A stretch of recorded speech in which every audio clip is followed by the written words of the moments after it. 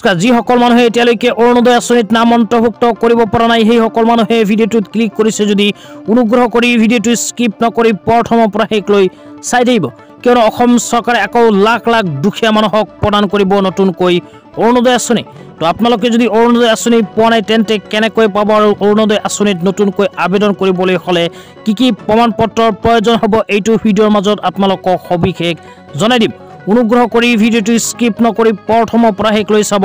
আৰু মোৰ চেনেলত নতুন হ'লে প্লিজ চেনেলটো সাবস্ক্ৰাইব কৰি মোৰ লগত থাকিব আৰু ভিডিঅ'টো ভাল লাগিলে শ্বেয়াৰ কৰি আপোনালোকৰ বন্ধুবৰ্গক চোৱাৰ কাৰণে সুযোগ প্ৰদান কৰিব তো বলক ভিডিঅ'টো আৰম্ভ কৰি অৰুণোদয় আঁচনিৰ বিষয়ে এতিয়া আমি বিস্তাৰিত জানি লওঁ যিসকল মানুহে অৰুণোদয় আঁচনিত নতুনকৈ আবেদন কৰিব বিচাৰে সেই সকল মানুহৰ কি প্ৰমাণ পত্ৰৰ প্ৰয়োজন হ'ব সেই বিষয়ত প্ৰথমে আপোনালোকক জনাই আছো তো অৰুণোদয় আঁচনি যদি আপোনালোকে নতুনকৈ আবেদন কৰিব বিচাৰে তেন্তে আপোনালোকৰ প্ৰথম প্ৰয়োজন হ'ব আধাৰ কাৰ্ড থাকিব লাগিব তাৰ পিছত কোৱা হৈছে পান কাৰ্ড তাৰ পিছত কোৱা হৈছে ডমিচিয়েল অফ আসাম তো আপুনি কিন্তু অসমৰ স্থায়ী বাসিন্দা হ'ব লাগিব আপোনালোকে যদি অৰুণোদয় আঁচনিত আবেদন কৰিব বিচাৰে তেন্তে অসমৰ স্থায়ী বাসিন্দা হোৱাটো বাধ্যতামূলক যিসকল মানুহ অসমৰ স্থায়ী বাসিন্দা নহয় সেই সকলে কিন্তু আবেদন কৰিব নোৱাৰিব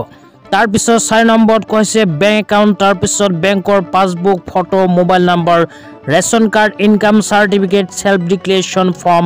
identity card voter ID card age proof তো এই কেইখন প্ৰমাণ পত্ৰৰ উপৰিও আপোনালোকৰ প্ৰয়োজন হ'ব কাষ্ট সাৰ্টিফিকেট লগতে যিসকল মানুহ শাৰীৰিকভাৱে অক্ষম সেই সকল মানুহৰ প্ৰয়োজন হ'ব ডিজেবিলিটি সাৰ্টিফিকেট তো আপোনালোকে যদি নতুনকৈ অৰুণোদয় আঁচনিৰ বাবে আবেদন কৰিব বিচাৰে তেন্তে অতি সোনকালে এই কেইখন প্ৰমাণ পত্ৰ সংগ্ৰহ কৰি থওক কিয়নো আপোনালোকে যদি অৰুণোদয় আঁচনিত নতুনকৈ আবেদন কৰিব বিচাৰে তেন্তে এই কেইখন প্ৰমাণ পত্ৰৰ